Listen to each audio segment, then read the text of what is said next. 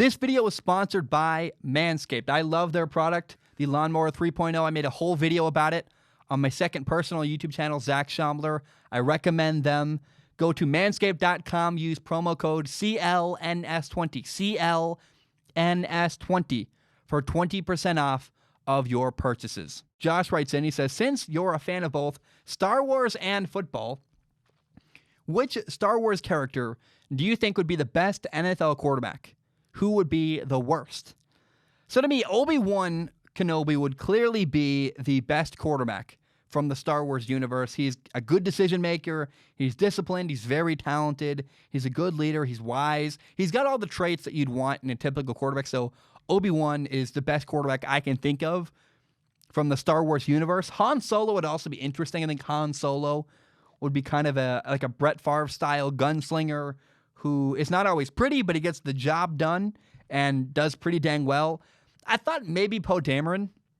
You know, it's funny that there are three trilogies in the Star Wars universe. You have the original trilogy, which has, you know, A New Hope, Luke Skywalker, Han Solo, the last, you know, Return of the Jedi, Empire Strikes Back. That's the original trilogy. Then you have the prequels with Clone Wars and Phantom Menace and Revenge of the Sith. And then you have the sequel series with, man, what is it even called? The Force Awakens and the other Last Jedi. And I can't even remember what the last one's called. Rise of Skywalker, I think, is one of the middle ones. I can't even remember. They're less memorable to me. I didn't like them as much.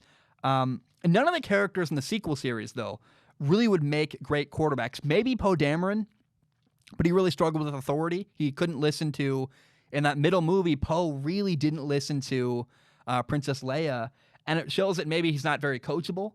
Then you have Kylo Ren, who's a loose cannon. Rey's a weak leader, but really talented. Finn is literally running away from fights. I don't know that anybody in the sequel series would be a great quarterback from the Star Wars universe. And it's interesting and kind of fun to judge movies that way. If you judge the series and the sequels, the trilogies based on how many characters they have that could be quarterbacks, you have, man, the original trilogy has Han Solo, Princess Leia, Obi-Wan Kenobi, two guys and a girl that I think would all make a great quarterback in the football world. You go to the prequel trilogy, you have just Obi-Wan Kenobi, maybe Yoda, maybe Mace Windu, I don't know. But certainly not Anakin Skywalker, certainly not Emperor Palpatine. And then in the sequel series, you have, man, just nobody that I would want to make a quarterback. So it's cool to me that not only is the original trilogy my favorite Star Wars movies, but they have the strongest characters. And strong characters are what you need to make a quarterback. I mean, you have, again, Obi-Wan Kenobi, Han Solo, Princess Leia.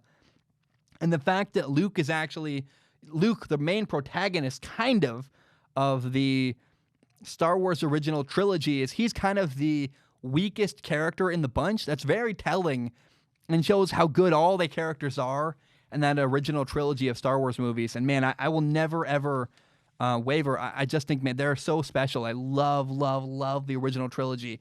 Now, one of the pieces of feedback I got from my video about Star Wars last time is that people said, hey, Zach, you gotta watch Star Wars, The Clone Wars. And I will say I've watched a little bit of The Clone Wars. It looks like a great show.